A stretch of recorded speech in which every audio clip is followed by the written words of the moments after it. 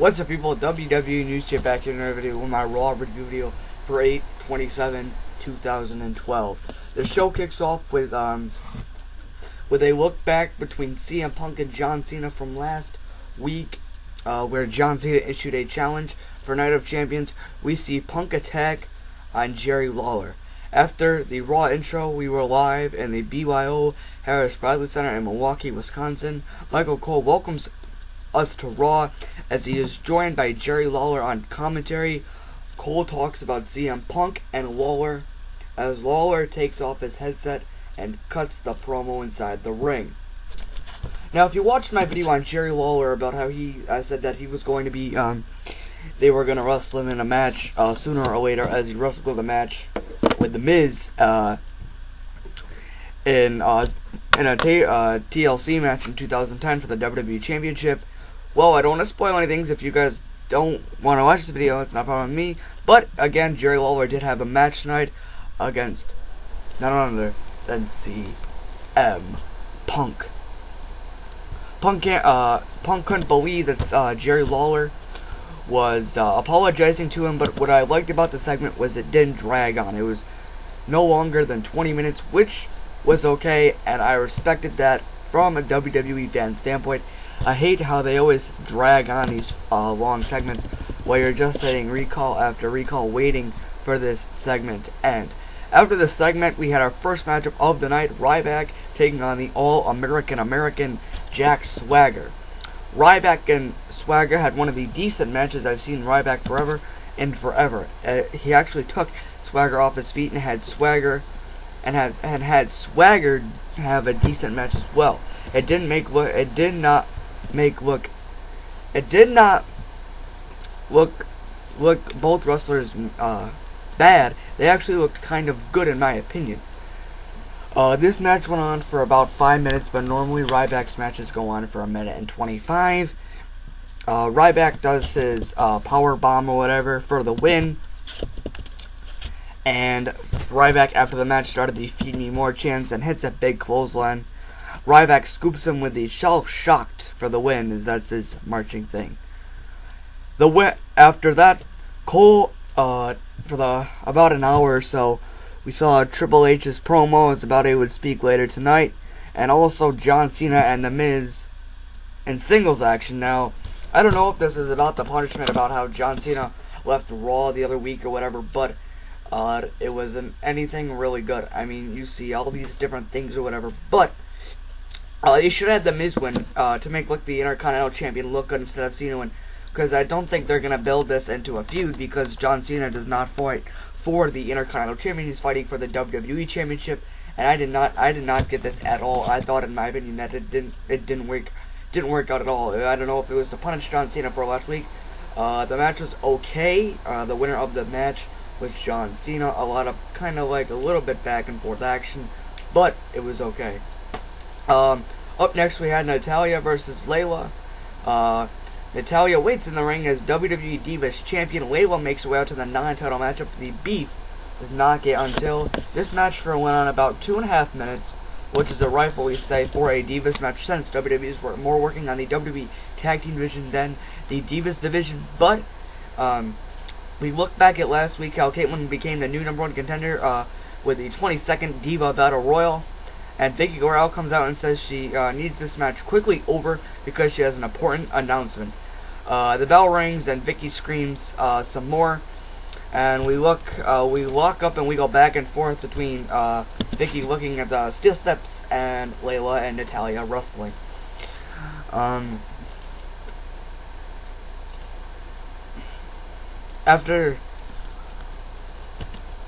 I love how my Raw results isn't loading. That's nice. Alright. The winner of this matchup, Layla. Of course, after the match, Vicky comes in the ring and tells Layla to be gone. Be gone. Just be gone. Layla stares down the ring, and Vicky talks about AJ Lee making Chris Jericho and Dolph Ziggler's match about how it wasn't fair about putting Dolph Ziggler's money in the bank on the line. If Ziggler wins, Ziggler loses, but either or, Dolph Ziggler was still the victorious as Chris Jericho's contract would be terminating. Vicky was not happy about this stipulation, and Vicky tells her that the board of directors better be listening, and it's time to put Raw back into her hands of the adult. AJ's music hits, and AJ smiles and then slaps Vicky out of nowhere as she tackles Vicky to the ground. Vicky escapes with a crawl as AJ looks back, smiling. Lawler and Cole after that talked about Triple H for about an hour or so in between these breaks or whatever, as we get a video package of Triple H days with DX. After that, back from the break, one of the interesting segments of the week, which we did not see live, we saw footage from last week of Daniel Bryan handing this anger management class. Bryan raises his hand and says he does not have issues with the rest of you losers here. A kid comes out and wearing a goat mask. Bryan is accept. Bryan says he's handsome and wonders who set this up. Bryan calls the kid a brat and yells him to take the mask off. The kid surprisingly does not cry, and the kid says that he's playing a goat in a teacher's play. Cole accepts some tweets from Dominic Monaghan for the social media ambassador for the star of the WWE Studios The Day. Now, I did not get this at all. I didn't know why they would have done this. I mean, there was nothing really which had to be done here. There wasn't anything that they needed to do, but they really didn't need to really have a social media ambassador. I don't know what that. I know they're trying to promote the WWE Studios The Day, but I don't understand what's the whole social media ambassador if you're not gonna Skype on Skype or you're not gonna be there live.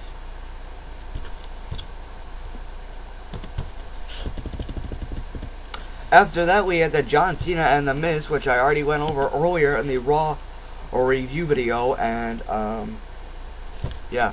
So basically, what WWE has done in this Raw review, or the Raw results, is okay in my opinion. It's not been the best, but it was okay. The winner of the match, of course, as I said before, was John Cena, and Cole reveals that AJ Lee is letting fans pick their matchup for Punk vs. All Out tonight by using the Twitter hashtags hashtag WWE Tables Match, hashtag WWE Cage Match, and hashtag NoDQ, WWE NoDQ, for the NoDQ match. We look back at another Triple H video. After that, we came back from the break and we had a matchup between Randy Orton and Sheamus versus Dolph Ziggler and Alberto Del Rio. More from the anger management class. A man shares a story about the boss and how Bryan can react. He rants about AJ Lee, and the teacher gets a text that says the last patient is here, which is Kane. Wearing both of his masks, Kane sits down and talks about his life and how his brothers were buried. After that, we finally get a matchup between two jobbers, which are very entertaining. Heath Slater and Santino Marella. The winner of this matchup was Santino Marella, as he talks about touting about beating Sin Cara on SmackDown, as he's going to have a winning streak going now. Santino starts with comedy on the match after he tangled on the mat and traded air guitar moves with Heath Slater. Slater knocks Santino down for the 2. At the end of the match, Santino makes a comeback and drops a headbutt, but he pulls up the Cobra, but Oksana's sex music hits and comes down and distracts the Cobra. Slater tries to sneak up, but he gets hit by the Cobra for the win. The winner of this matchup, Santino Marella. More hype for Triple H's video package as we go towards the commercial, as we came back from the break and the WWE new app appeared for the Twitter poll for Cole versus Lawler. Next up, I thought, which was a great move by WWE, we had Brodus Clay and Sin Cara versus Damien Sandow and Cody Rhodes. I liked how they teamed Damien Sandow and Cody Rhodes versus Brodus Clay and Sin Cara. Considering the Brodus Clay and Sandow feud and the Sin Cara and Rhodes feud, I really liked it. There was a lot of back and forth action. Clay knocks Cody out with a headbutt for the win and splashes him for the win. The winners of this matchup, Sin Cara and Brodus Clay. After the dance, Clay dances with Cara and Naomi and a bunch of little kids in the ring. We get more from the Daniel Bryan Kane thing as he removes a bigger mask, and the teacher asks him, he says he's the devil's favorite demon and says that's a bad idea. Kane tells a story about how he and Undertaker grew up, and his infamous stuff he's done in WWE. He thanks Kane for sharing his Harold thanks Kane for sharing and tries to hug him. Kane grabs him by the shirt and tells him, "No problem." Now there was an interesting story between this, because there was the guy that played Harold was actually one of the famous people that used to go in the indies, and which was, I guess, okay. I mean, it wasn't the best, but in my opinion, I thought that WWE could have done a better, or I should say, better things, in my opinion, for WWE. I mean, you had this guy that actually officially became oh nope, wrong one. Alright, wrong one. As I just picked up a King Bunty throw the Thunder Tensum by accident, and I wanted this. Here we go. This is what I wanted, boys. Okay. Okay.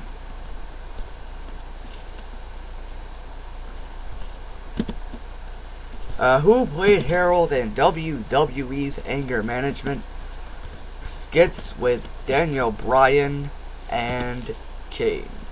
The person that played Harold on Raw during the anger management class segments was the PWG wrestler Scopel Sky. Sky was scheduled to try out for WWE SummerSlam weekend in Los Angeles, but didn't show. Sky portrayed Mason Andrews in TNA Wrestling last month and was offered a contract, but was waiting to happen to see what would happen with WWE first. After that, we come back and get another career highlight of the video package of Triple H, and then we had R-Truth versus Daniel Bryan.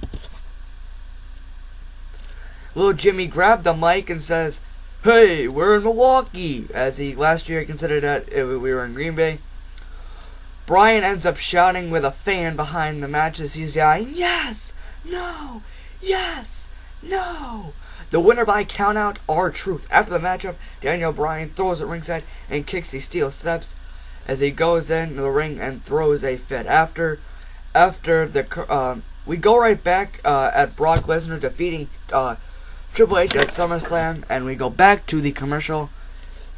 We are back now from the break as they plug in a Twitter poll between for Punk versus Lawler and more. Finally, the game comes out and officially retires as you get "Thank you, Hunter" chants. Now, obviously, he didn't retire, boys. Of course he didn't. Well, the original plan was for him not to retire, but here you have 3 major pay-per-views that Hunter Hearst Helmsley can make a huge thing about.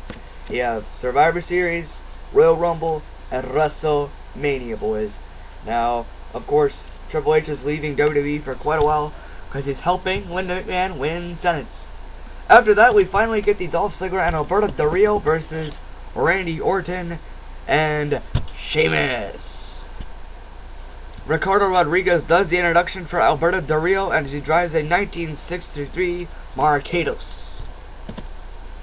Lots of back and forth action of this matchup, as I thought this was very characteristic as WWE has done in the past with Alberto Del Rio and Sheamus. There's another great tag team match that they're doing. They're building, of course, they're trying to build Cena and everything like that, but everything is kinda if. Ziggler goes for his briefcase as Ricardo slides in, but Randy Orton catches him with the briefcase and hits him with a backbreaker. Then Sheamus hits the brogue kick on Ziggler for the win. The winners of this matchup, Randy Orton and Sheamus, and we finally get a backstage segment. Lawler is talking backstage with John Cena for his match against CM Punk. Lawler does not want Cena's help because Punk will throw it in his face, and Lawler says he's facing CM Punk for himself. Cena wishes him good luck and walks off as we go to commercial break. After that, we see some video footage from SummerSlam, Kane attacking Josh Matthews at ringside. Now, this was my bathroom break matchup, Zack Ryder versus David Otunga. I only saw the end of it as Ryder starts to make a comeback as he pulls Otunga from the second rope. Ryder hits the Rough Rider for the win. And Kane comes into the ring as Josh Matthews runs like a little girl and does everything as he lays Otunga out for the chokeslam. But he originally grabbed Zack Ryder. After we got come back from the break, Orton vs. Ziggler was announced for Tuesday night's taping SmackDown.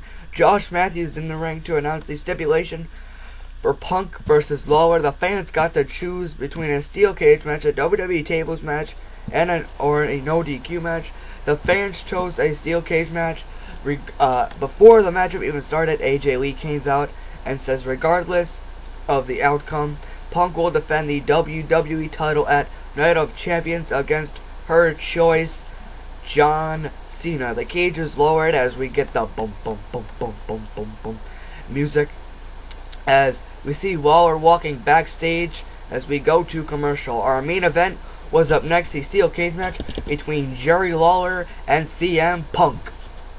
Punk demands Lawler to hit him first as he says, "Hit me, you get the first punch." Lawler hits him with the first punch as he gets man laid out. And let's get cut to the chase. This match was okay. Lawler goes for the escape, but Punk stops him. He hits a knee to both go down. Punk calls for the GGS. Instead, he slams Lawler and applies the Anaconda Advice for the win. Surprisingly, even though WWE is rated PG, we have gotten blood. It takes a few seconds for him to break the hold, but CM Punk grabs a mic, then a toolbox underneath the ring and locks the steel cage. Cena finally comes out and yells, "Stop, stop," and he was like, "Raise the cage, raise the cage." And then Cena went after CM Punk, but Punk rolled out of the ring. The crowd boos CM Punk and heads up for the ramp as he raised his hand in the air with the WWE title. Punk walks in the back for Raw as they go off the air as the trainers are checking on Lawler inside the ring. That was your end of the matchup between CM Punk and Jerry Lawler, as this is my Raw review video for 8/27/2012. An overall okay Raw by myself. It wasn't the best Raw that we've seen, but considering Jerry Lawler and CM Punk's build-up, I thought it was pretty good.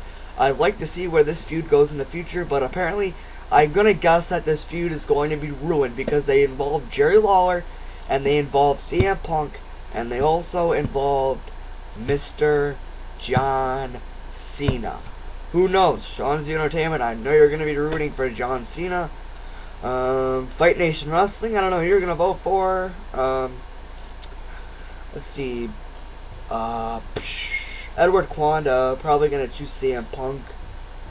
I'm going to choose CM Punk. I don't think Punk has a chance. But I do think at Night of Champions, Ziggler will be cashing his Money in the Bank briefcase. If they don't, WWE are missing a long shot. And that's about it, boys. So, peace for your Raw review video for 8/27. If you want to read more, link in the description box below. I'm WWE's Everyday, signing off here on the YWC on YouTube.com.